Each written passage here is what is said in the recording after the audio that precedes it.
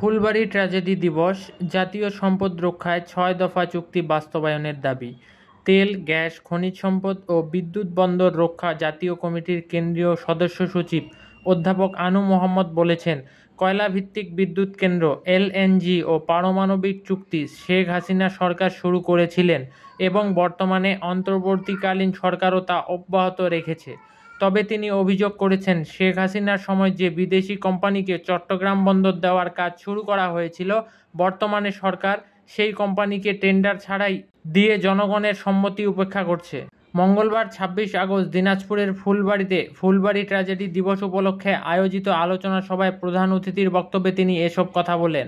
আলোচনা সভায় সভাপতিত্ব করেন জাতীয় কমিটির ফুলবাড়ী শাখার আহ্বায়ক সৈয়দ সাইফুল ইসলাম জুয়েল। বিশেষ অতিথি হিসেবে বক্তব্য রাখেন জাতীয় গণফ্রন্টের কেন্দ্রীয় সমন্বয়ক টিপু বিশ্বাস, ফুলবাড়ী পৌরসভার সাবেক মেয়র মাহমুদ আলম লিটন,